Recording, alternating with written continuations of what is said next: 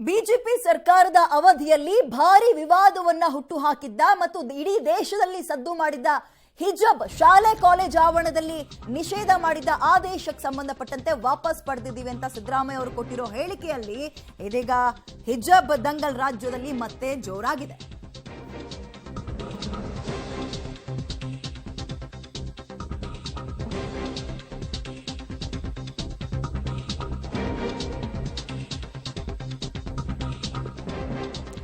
ಶಾಲಾ ಕಾಲೇಜುಗಳಲ್ಲಿ ಹಿಜಾಬ್ ನಿಷೇಧ ವಾಪಸ್ ತಗೊಳ್ತಾ ಇದೆ ನಮ್ಮ ಸರ್ಕಾರ ಅನ್ನೋ ಹೇಳಿಕೆಯನ್ನ ಸಿದ್ದರಾಮಯ್ಯ ಅವರು ಕೊಟ್ಟರು. ರಾಜ್ಯದಲ್ಲಿ ಹಿಜಾಬ್ ನಿಷೇಧ ವಾಪಸ್ ಪಡೆದಿದ್ದಾರೆ ಸಿದ್ದರಾಮಯ್ಯ.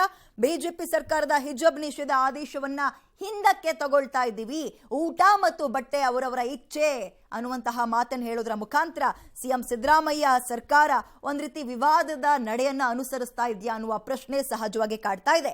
2022ರಲ್ಲಿ ಉಡುಪಿಯ ಒಂದು ಹೆಣ್ಣು ಮಕ್ಕಳ ಕಾಲೇಜಲ್ಲಿ ಶುರುವಾದಂತಹ ಈ ಒಂದು ಹಿಜಾಬ್ ಗಲಾಟೆ 2022 ಜನವರಿ 6ನೇ ತಾರೀಕು ರಾಷ್ಟ್ರೀಯ ವಿಷಯವಾಗುತ್ತೆ.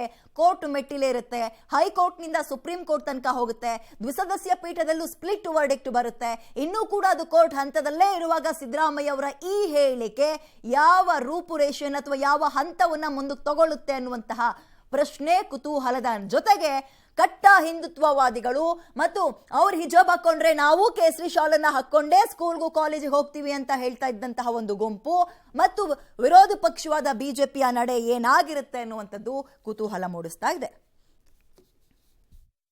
ಹಿಜಾಬ್ ಅದು ವಾಪಸ್ ತಗೊಂಡ್ಬಿಡ್ತೀವಿ, ಏನ್ ಹಿಜಾಬ್ ಇಲ್ಲ ಈಗ.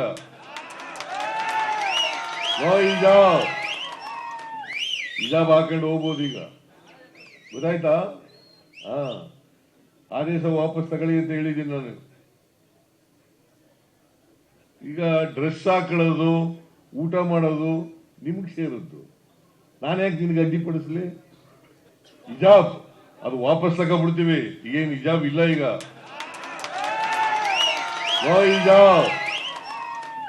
ಹಿಜಾಬ್ ಹಾಕೊಂಡು ಹೋಗ್ಬೋದು ಈಗ, ಗೊತ್ತಾಯ್ತಾ? ಆದೇಶ ವಾಪಸ್ ತಗೊಳ್ಳಿ ಅಂತ ಹೇಳಿದ್ದೀನಿ ನಾನು. ಈಗ ಡ್ರೆಸ್ ಹಾಕೊಳ್ಳೋದು ಊಟ ಮಾಡೋದು ನಿಮ್ಗೆ ಸೇರದ್ದು, ನಾನು ಯಾಕೆ ನಿನ್ಗೆ ಅಡ್ಡಿಪಡಿಸ್ಲಿ? ಹಿಜಾಬ್ ಅದು ಬಟ್ಟೆ ಉಡುಪು ಜಾತಿ ಆಧಾರದ ಮೇಲೆ ನಿರ್ಧಾರ ಆಗಲ್ಲ, ಅವರವರ ಸ್ವಇಚ್ಛೆ ಅನ್ನೋ ಹೇಳಿಕೆಯನ್ನು ಸಿದ್ದರಾಮಯ್ಯ ಅವರು ಮೈಸೂರಲ್ಲಿ ಕೊಟ್ಟರು. ಇದಾಗ್ತಾ ಇದ್ದಂತೆ ಶಾಲಾ ಕಾಲೇಜುಗಳಲ್ಲಿ ಹಿಜಾಬ್ ನಿಷೇಧ ವಾಪಸ್ ಕಾಂಗ್ರೆಸ್ ಸರ್ಕಾರ ತಗೊಂಡಿದೆ. ಸುಪ್ರೀಂ ಕೋರ್ಟ್ ಅಂಗಳದಲ್ಲೇ ಈ ಹಿಜಾಬ್ ಬ್ಯಾನ್ ವಿವಾದ ಇನ್ನೂ ಕೂಡ ಇದೆ.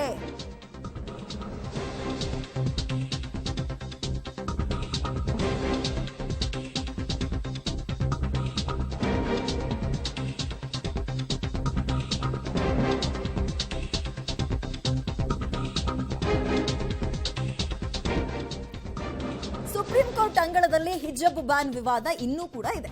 ಸುಪ್ರೀಂ ಕೋರ್ಟ್ ದ್ವಿಸದಸ್ಯ ಪೀಠದಿಂದ ಆರಂಭದಲ್ಲಿ ಭಿನ್ನ ತೀರ್ಪು ಬರುತ್ತೆ. ಏನಂತ, ಒಬ್ರು ಧಾರ್ಮಿಕ ವಸ್ತ್ರದ ಪರವಾಗಿ ಮತ್ತೊಬ್ರು ಸಮವಸ್ತ್ರದ ಪರ ತೀರ್ಪನ್ನ ಕೊಡ್ತಾರೆ. ಅದಾದ ನಂತರ ತ್ರಿಸದಸ್ಯ ಪೀಠಕ್ಕೆ ಇದು ಹ್ಯಾಂಡ್ ಓವರ್ ಆಗುತ್ತೆ. ಇದೀಗ ಮತ್ತೆ ಹಿಜಾಬ್ ವಿವಾದಕ್ಕೆ ಕಾಂಗ್ರೆಸ್ನ ನಾಯಕ ಸಿಎಂ ಸಿದ್ದರಾಮಯ್ಯ ತುಪ್ಪ ಸುರಿದ್ರ ಅನ್ನೋ ಪ್ರಶ್ನೆ ಕೂಡ ಸದ್ಯ ಕಾಡ್ತಾ ಇದೆ. ಮುಸ್ಲಿಮರ ಓಲೈಕೆಗೆ ಮತ್ತೆ ಮುಂದಾಯ್ತಾ? ಇಡೀ ದೇಶದಲ್ಲಿ ಬರೀ ಇದು ಹಿಂದೂಗಳ ಭಾಗ ಆಸ್ತಿ ಮಾತ್ರ ಅಲ್ಲ, ಮುಸ್ಲಿಮರಿಗೂ ಇದರಲ್ಲಿ ಹಂಚಿಕೆ ಹೋಗ್ಬೇಕು, ಸಿಗೋಂಗ್ ನಾನ್ ಮಾಡ್ತೀನಿ ಅಂತ ಹೇಳೋದ್ರ ಮುಖಾಂತರ ಪದೇ ಪದೇ ಪದೇ ಅವಕಾಶ ಸಿಕ್ಕಾಗ್ಲೆಲ್ಲ ಮುಸ್ಲಿಮರ ಓಲೈಕೆಗೆ ಮುಂದಾಗ್ತಾ ಇದ್ದ ಸಿದ್ದರಾಮಯ್ಯ ಅವರು ನಿನ್ನೆಯೂ ಕೂಡ ಆ ಒಂದು ವೇದಿಕೆಯನ್ನ ಮುಸ್ಲಿಮರ ಓಲೈಕೆಗೆ ಬಳಸ್ಕೊಂಡ್ರ. ಜೊತೆಗೆ ಪ್ರಣಾಳಿಕೆಯಲ್ಲಿ ಈ ಅಂಶ ಇತ್ತ ಅಂದ್ರೆ ಹೌದು ಇತ್ತು, ಪ್ರಣಾಳಿಕೆಯಲ್ಲೂ ಕೂಡ ಅವ್ರು ಹೇಳಿದ್ರು ಇದನ್ನ. ಸುಪ್ರೀಂ ಕೋರ್ಟ್ನಿಂದ ಭಿನ್ನ ತೀರ್ಪು ಬಂದಿತ್ತು. ಹೈಕೋರ್ಟ್ನಿಂದ ಸುಪ್ರೀಂ ಕೋರ್ಟಿಗೆ ಹೋದಾಗ ಸುಪ್ರೀಂ ಕೋರ್ಟ್ನಲ್ಲಿ ದ್ವಿಸದಸ್ಯ ಪೀಠದಲ್ಲಿ ಒಂದು ಚರ್ಚೆ ಆಗುತ್ತೆ. ಒಬ್ರು ಹೇಳ್ತಾರೆ ಧಾರ್ಮಿಕ ವಸ್ತ್ರದ ಪರವಾಗಿ ನಿಂತ್ಕೊಳ್ತಾರೆ, ಮತ್ತೊಬ್ಬರ ನ್ಯಾಯ ಇದು ಸಮವಸ್ತ್ರದ ಪರವಾಗಿ ತೀರ್ಪು ಬರುತ್ತೆ. ಅದಾದ ನಂತರ ಸರ್ಕಾರದ ಆದೇಶವನ್ನ ನ್ಯಾಯಮೂರ್ತಿ ಹೇಮಂತ್ ಗುಪ್ತಾ ಅವರು ಎತ್ತಿ ಹಿಡಿತಾರೆ. ಸೊ ಅಲ್ಲಿಗೆ ಸರ್ಕಾರವೇ ನಿರ್ಧಾರವನ್ನ ತಗೊಳ್ಳಿ ಅಂತ ಹೈಕೋರ್ಟ್ ತೀರ್ಪನ್ನ ಬದಿಗಿರಿಸಿ ನ್ಯಾಯಮೂರ್ತಿ ಸುಧಾಂಶು ದುಲಿಯಾ ಅವರು ಬದಿಗಿರಿಸ್ತಾರೆ. ಮತ್ತೊಬ್ರು ಸಮವಸ್ತ್ರದ ಪರವಾಗಿ ನಿಂತುಕೊಳ್ತಾರೆ. ಹಿಜಾಬ್ ಬ್ಯಾನ್ ಖಂಡಿಸಿ ಸಲ್ಲಿಕೆಯಾದಂತಹ ಅರ್ಜಿಗಳ ವಿಚಾರಣೆ ಸುದೀರ್ಘವಾಗಿ ನಡೆಯುತ್ತೆ. ಸ್ಪ್ಲಿಟ್ ವರ್ಡಿಕ್ಟ್ ಬಂದ ಕಾರಣ ತ್ರಿಸದಸ್ಯ ಪೀಠಕ್ಕೆ ಅದು ಹೋಗತ್ತೆ ಕೂಡ. ಭಿನ್ನ ತೀರ್ಪಿನ ಕಾರಣ ಈ ಕೇಸ್ ತ್ರಿಸದಸ್ಯ ಪೀಠಕ್ಕೆ ವರ್ಗ ಆಗಬೇಕಿತ್ತು, ಅಲ್ಲಿ ಚರ್ಚೆ ಆಗಬೇಕು, ವಾದಗಳು ಆಲಿಸಬೇಕು. ಆದ್ರೆ ರಾಜ್ಯ ಸರ್ಕಾರ ಹೆಚ್ಚು ಆಸಕ್ತಿಯನ್ನ ತೋರಿರಲಿಲ್ಲ. ಇನ್ನು ಕೂಡ ಅದು ಅಲ್ಲೇ ನಿಂತ್ಕೊಂಡಿತ್ತು. ಇದಾದ ನಂತರ ನಿನ್ನೆ ಸಿದ್ದರಾಮಯ್ಯ ಅವರು ಹೇಳಿಕೆಯನ್ನ ಕೊಟ್ಟಿದ್ದಾರೆ. ಹೀಗಾಗಿ ಸುಪ್ರೀಂ ಕೋರ್ಟ್ ನಲ್ಲಿ ಇಲ್ಲಿವರೆಗೂ ಮೆನ್ಷನ್ ಆಗಿಲ್ಲ ಇದ್ರ ಬಗ್ಗೆ. ಮತ್ತೆ ಅಂದ್ರೆ ದ್ವಿಸದಸ್ಯ ಪೀಠಕ್ಕೆ ಲಾಸ್ಟ್ ತ್ರಿಸದಸ್ಯ ಪೀಠಕ್ಕೆ ಹೋಗ್ಬೇಕಿತ್ತು ಇದು, ಬಟ್ ಇನ್ನು ಕೂಡ ಇದ್ರ ಬಗ್ಗೆ ಅಂತಿಮವಾಗಿ ಏನು ಆದೇಶ ಹೊರಬಿದ್ದಿಲ್ಲ. ಹೀಗಾಗಿ ಪ್ರಕರಣಕ್ಕೆ ಸಂಬಂಧಪಟ್ಟಂತೆ ತ್ರಿಸದಸ್ಯ ಪೀಠ ರಚನೆಯಾಗಿಲ್ಲ. ಹೋಗಬೇಕಿತ್ತು ಬಟ್ ರಚನೆ ಆಗಿಲ್ಲ, ಅಲ್ಲಿಗೆ ಸ್ಟಾಪ್ ಆಗಿದೆ. ಇನ್ನು ಮುಂದಕ್ಕೆ ಹೋಗುತ್ತಾ ಗೊತ್ತಿಲ್ಲ. ಇನ್ನು ಮುಂದಕ್ಕೆ ಹೋಗೋ ಸಾಧ್ಯತೆಗಳು ಎಷ್ಟಿದೆ ಗೊತ್ತಿಲ್ಲ, ಹೇಳಲಿಕ್ಕೆ ಈಗಲೇ ಸಾಧ್ಯ ಆಗಲ್ಲ. ಬಟ್ ಇನ್ನೂ ಕೂಡ ತ್ರಿಸದಸ್ಯ ಪೀಠವೇ ರಚನೆ ಆಗಿಲ್ಲ. ಇದರ ನಡುವಲ್ಲಿ ಈ ಪ್ರಕರಣಕ್ಕೆ ಸಂಬಂಧಪಟ್ಟಂತೆ ತ್ರಿಸದಸ್ಯ ಪೀಠ ರಚನೆ ಆಗಿಲ್ಲ. ಅದು ರಚನೆ ಆಗಿ ಮುಂದಕ್ಕೆ ಹೋಗಿ ಅಲ್ಲೇನ್ ತೀರ್ಪು ಬರುತ್ತೆ ಕಾದು ನೋಡಬೇಕು. ಉಡುಪಿಯ ಒಂದು ಕಾಲೇಜಲ್ಲಿ ಶುರುವಾದಂತಹ ಈ ಇಶ್ಯೂ ಇಡೀ ರಾಷ್ಟ್ರದ ತುಂಬೆಲ್ಲ ಒಂದು ಹಬ್ಬತ್ತೆ, ಎಲೆಕ್ಷನ್ಗಳ ಮೇಲೆ ಇಂಪ್ಯಾಕ್ಟ್ ಆಗುತ್ತೆ. ಹೌದು, ಉತ್ತರ ಪ್ರದೇಶದಲ್ಲಿ ಎಲೆಕ್ಷನ್ ಮೇಲೆ ಈ ಒಂದು ಹಿಜಬ್ ವಿಚಾರ ಅಥವಾ ಆದೇಶ ಇಂಪ್ಯಾಕ್ಟ್ ಆಗಿರೋದು ಹೌದು. ಈ ಪ್ರಕರಣಕ್ಕೆ ಸಂಬಂಧಪಟ್ಟಂತೆ ತ್ರಿಸದಸ್ಯ ಪೀಠ ರಚನೆ ಆಗಬೇಕು, ಆ ನಂತರ ತೀರ್ಪು ಏನು ಬರುತ್ತೆ ಅನ್ನುವಂಥದ್ದು ಕಾದು ನೋಡಬೇಕು. ಅದರ ನಡುವಲ್ಲೇ ಸಿದ್ದರಾಮಯ್ಯ ಅವರು ಆದೇಶ ವಾಪಸ್ ತಗೊಳ್ತಾ ಇದ್ದೀವಿ ಅಂತ ಹೇಳಿಕೆಯನ್ನ ಕೊಟ್ಟಿದ್ದಾರೆ. ಬಿಜೆಪಿ ಅವಧಿಯಲ್ಲಿ ಹೆಚ್ಚಿನ ವಿವಾದವನ್ನ ಶುರು ಮಾಡಿದ್ದಂತಹ ಹಿಜಬ್ ಶಾಲೆ ಮತ್ತು ಕಾಲೇಜಿನ ಆವರಣದ ಒಳಗೆ ನಿಷೇಧ ಏನು ಮಾಡಿದ್ರು, ಅದಕ್ಕೆ ತಿಲಾಂಜಲಿಯನ್ನ ಕಾಂಗ್ರೆಸ್ ಇಟ್ಟಿದೆ.